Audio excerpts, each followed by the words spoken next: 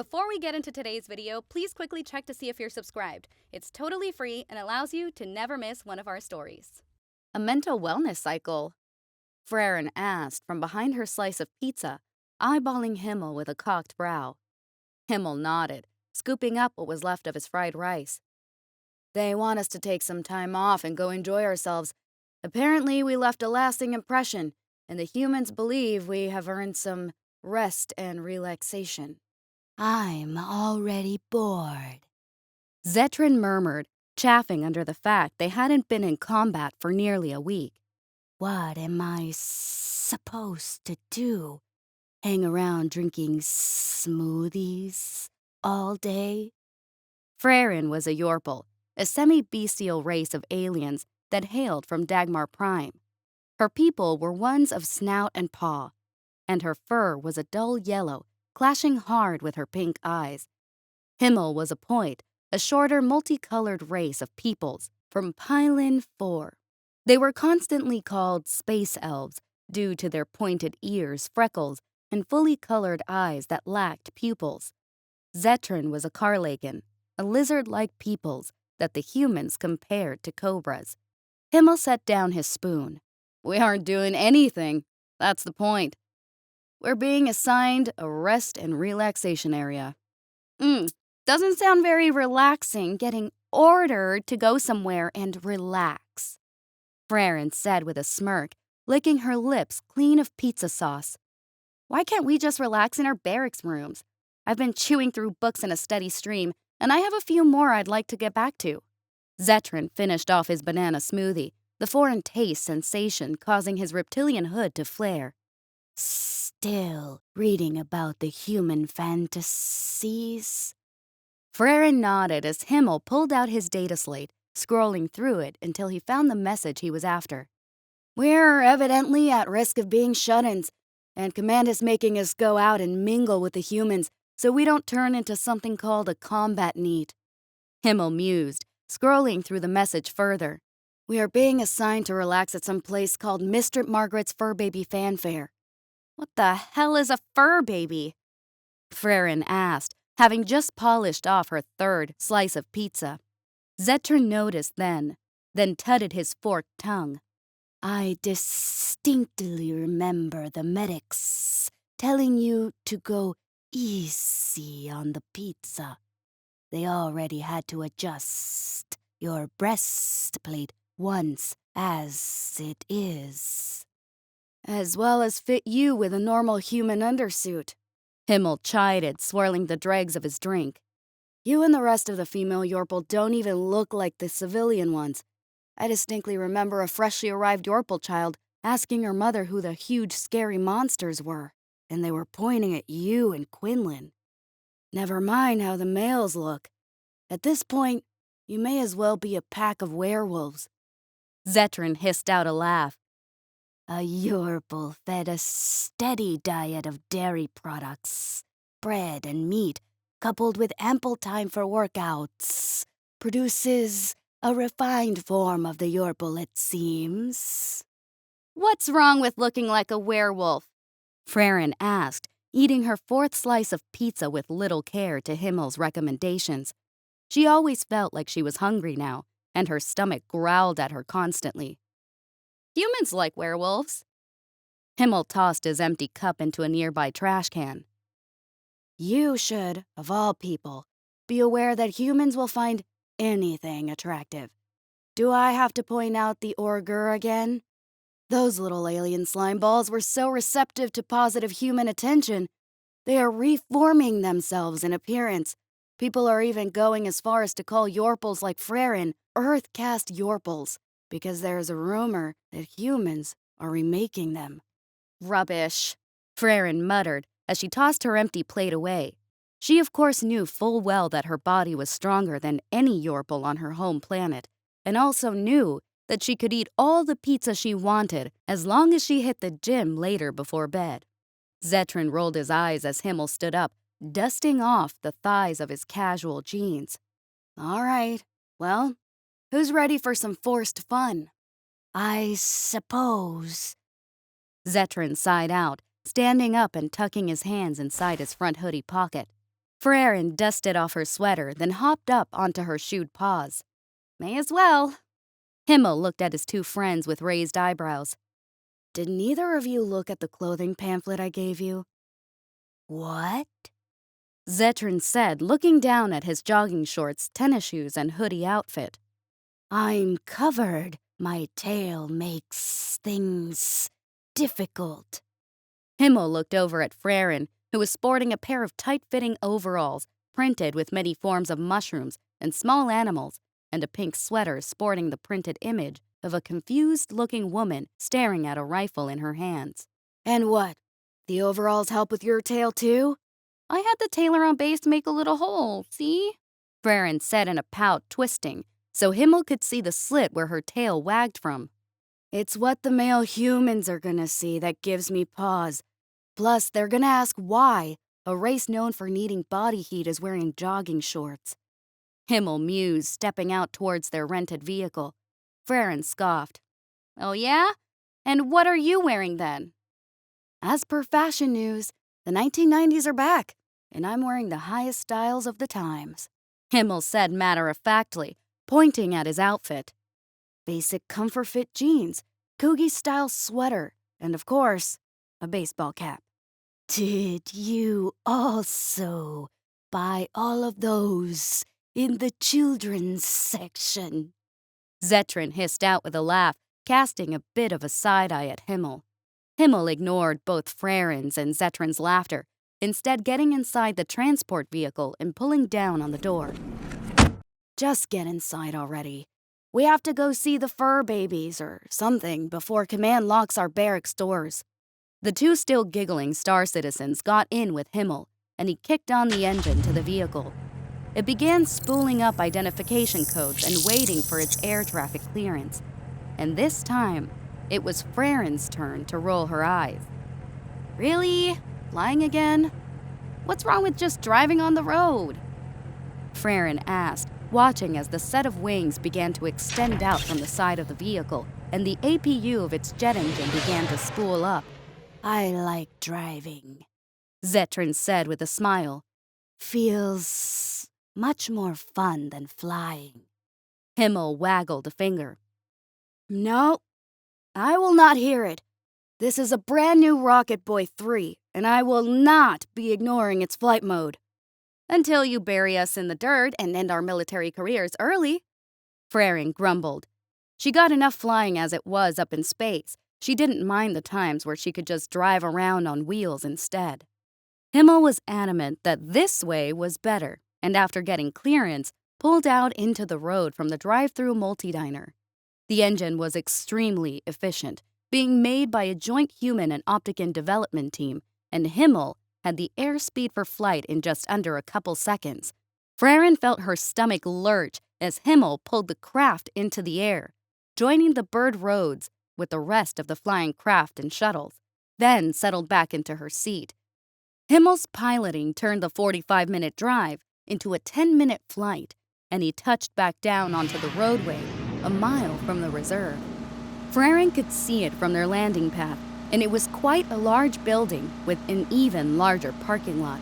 Mistress Margaret's fur baby fanfare, as per Freren's data slate, was a pet rescue.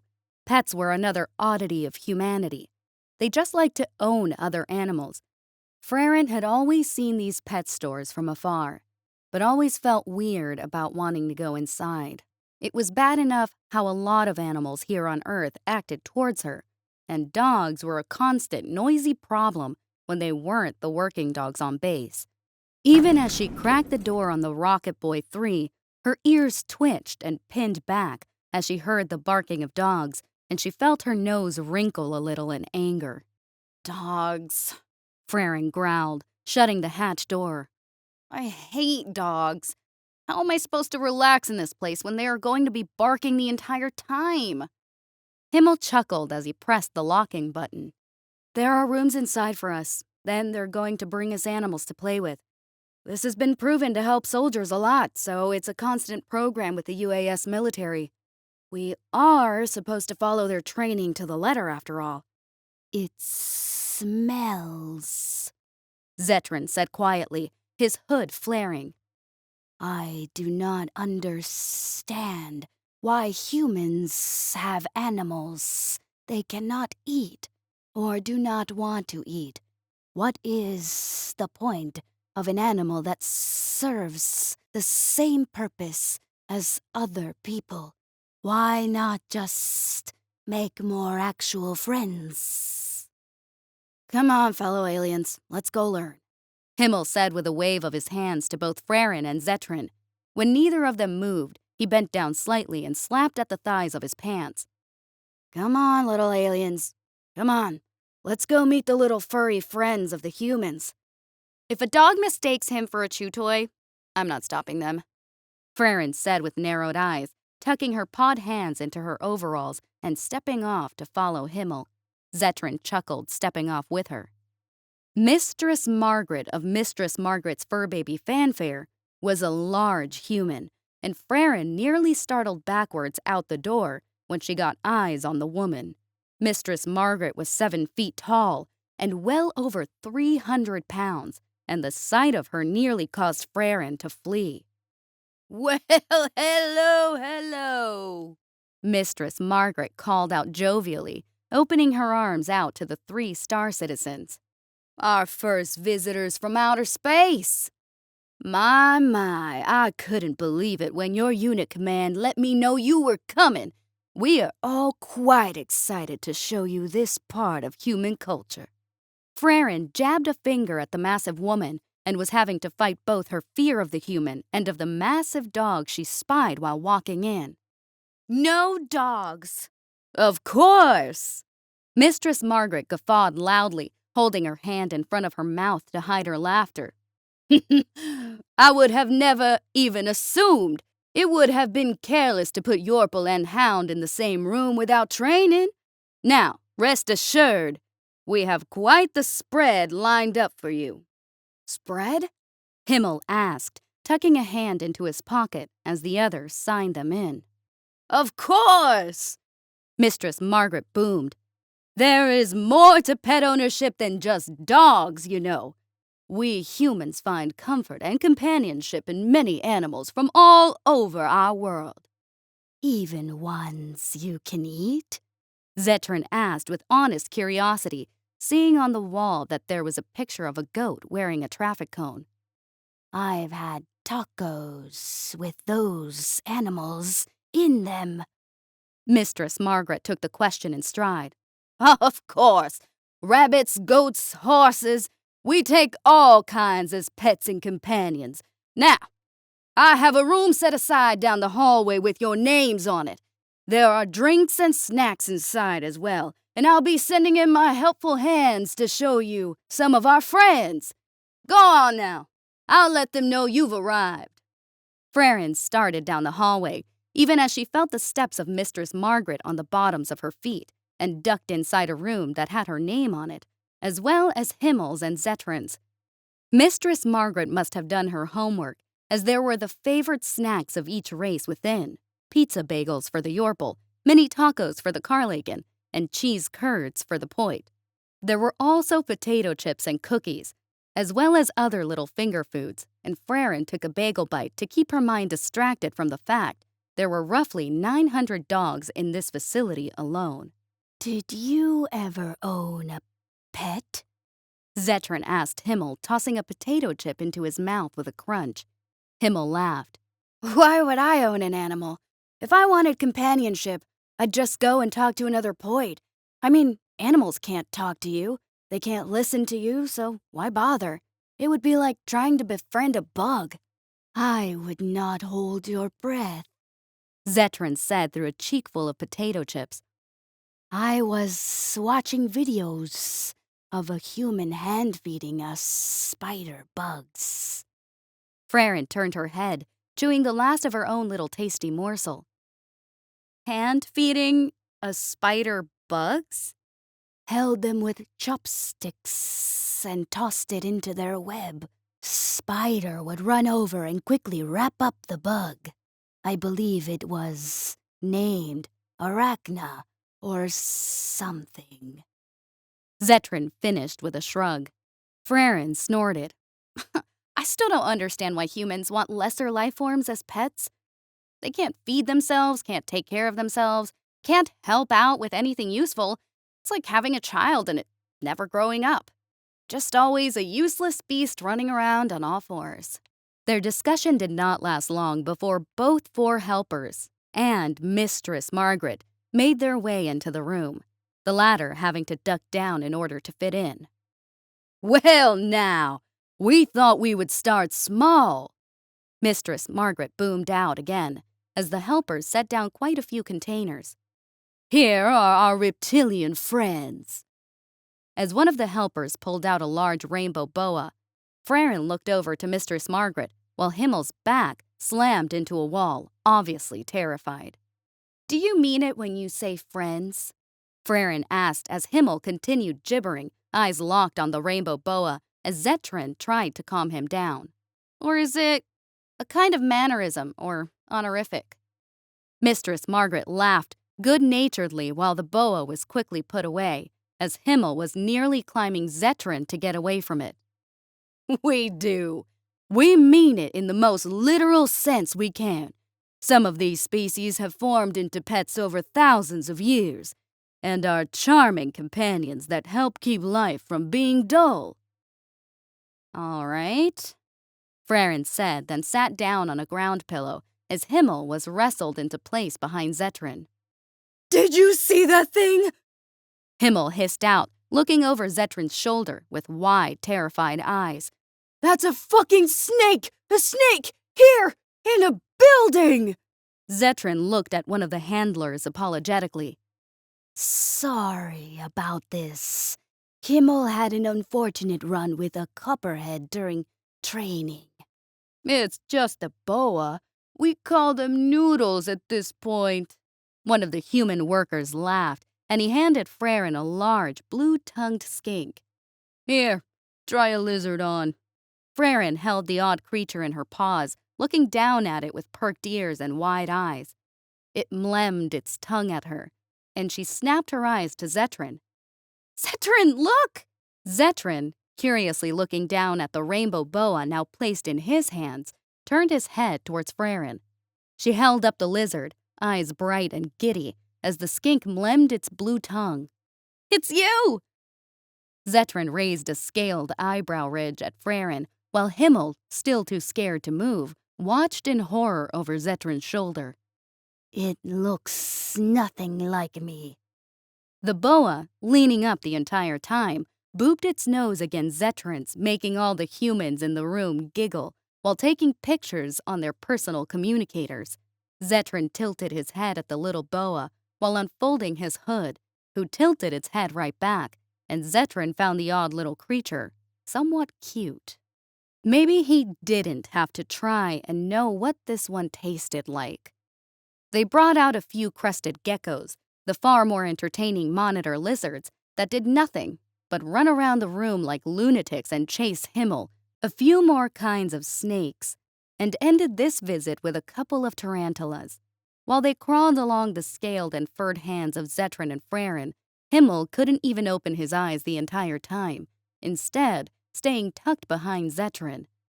With the lizards and crawlies over, they next brought in the smaller mammals on little carts, all of them contained in their own little area. "Now these are considered more personal than reptilians and arachnids," Mistress Margaret began, already holding a large chinchilla in her hands.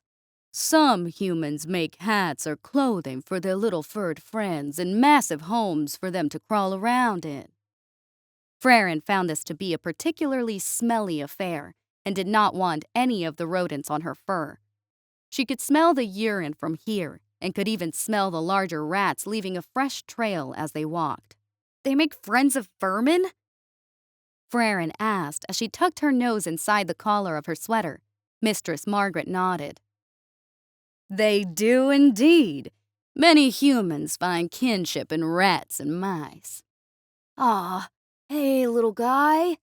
Himmel said, picking up a small fancy mouse and letting it run along his fingers.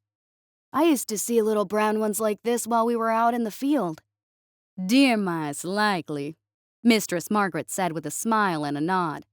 Humans take them as pets, too, believe it or not. Mine is broken. Zetran said with a confused hiss, holding up a ferret and giving it a little wiggle. It has no bones. One of the female human helpers snorted. No, that's just Kevin. He is a ferret. Mistress Margaret giggled. They are a predator that many take as a pet, usually in pairs. They are known for their clever and playful natures. Himmel, now holding a handful of fancy mice, held them up with a grin.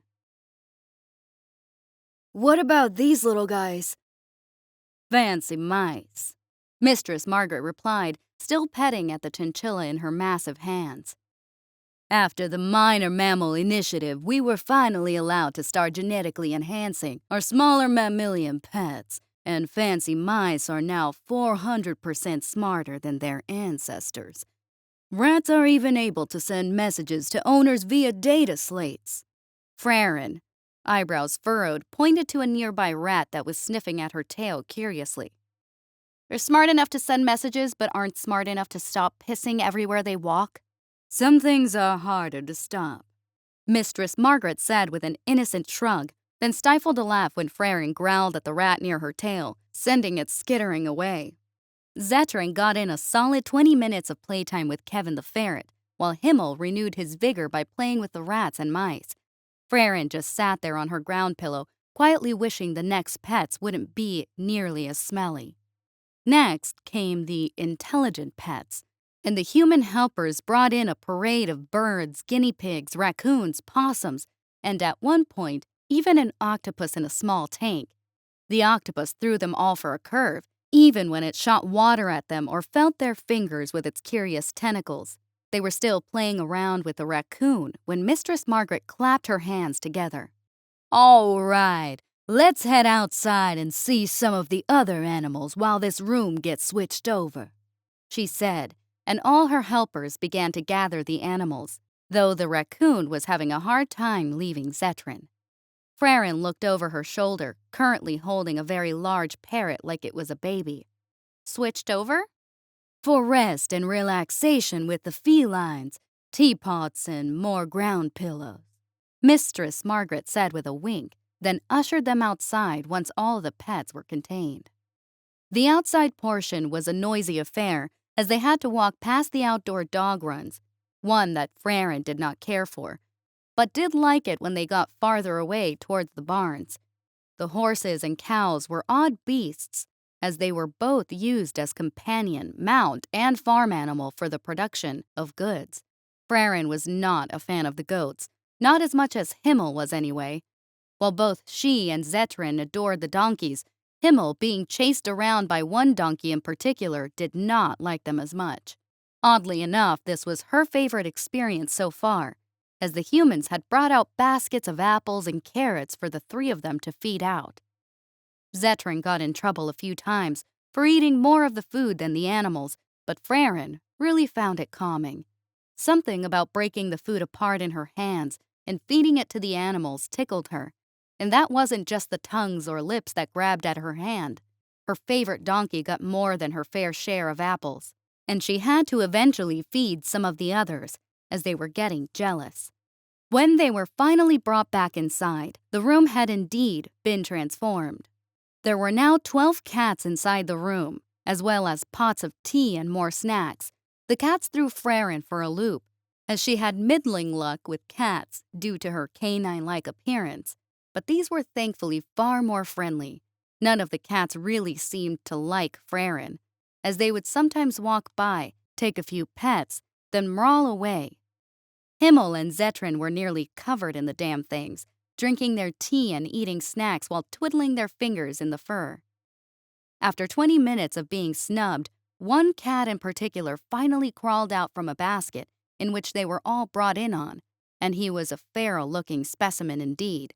Frarin tilted her head at the cat as it plodded up to her, and she took a look at the collar.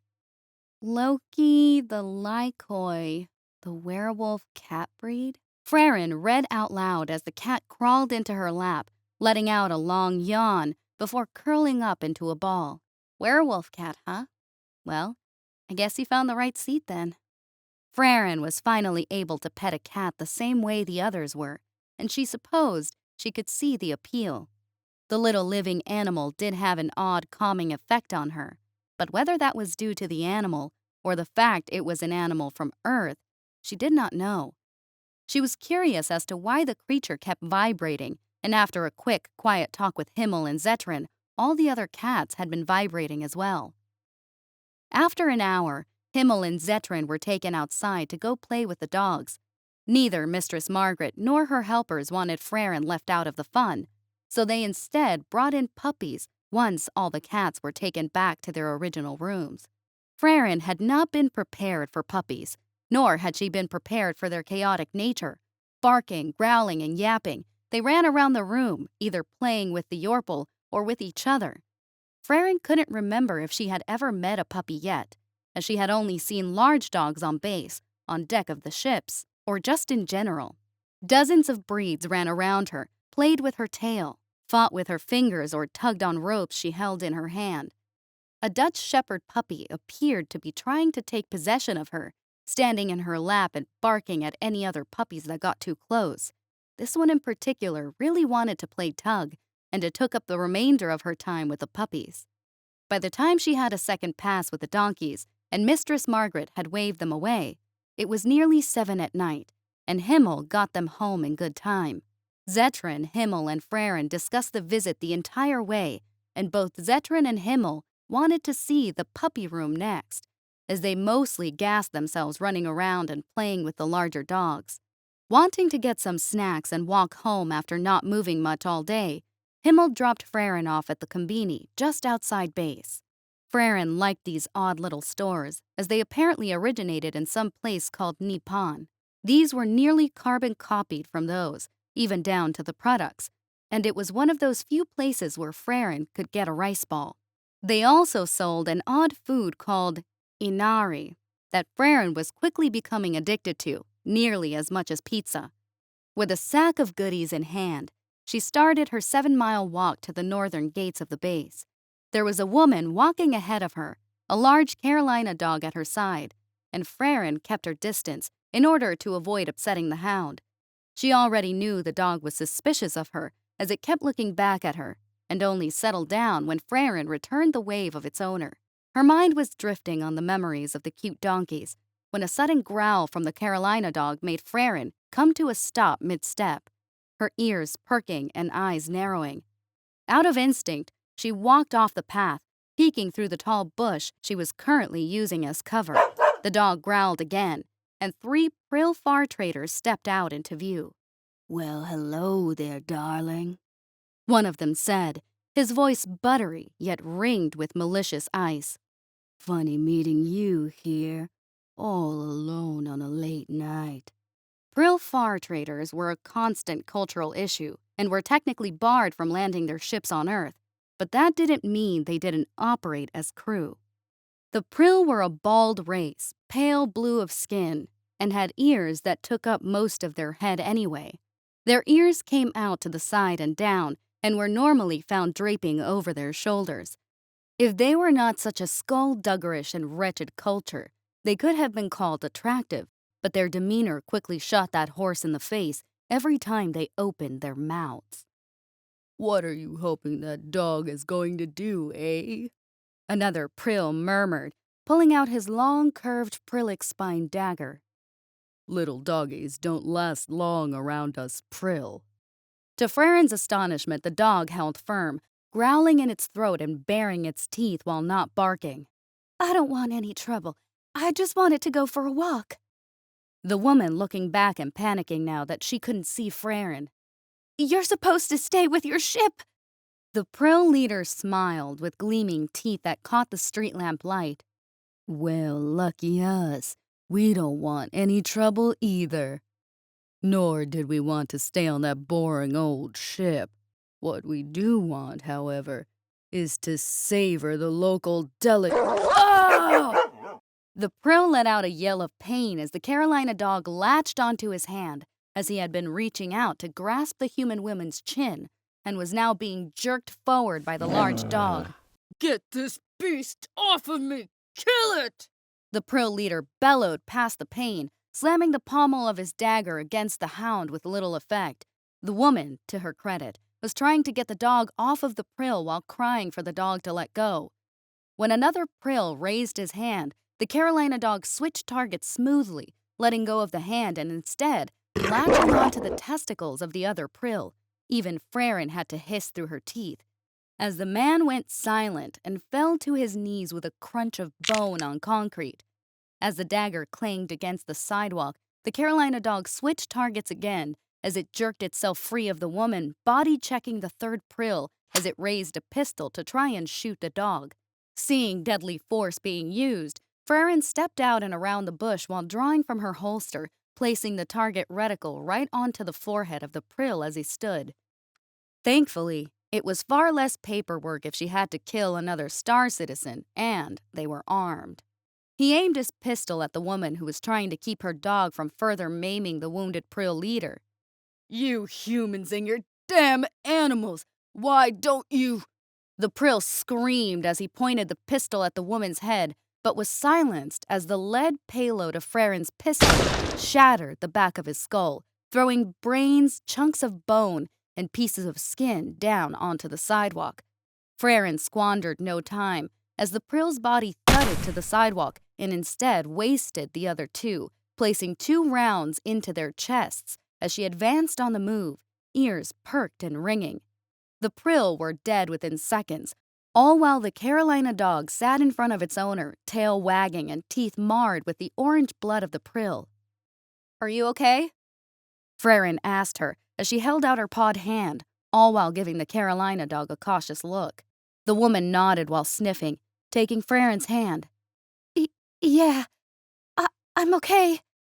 The dog made no move against Freren as she helped its owner to her feet and instead just kept wagging its tail while panting.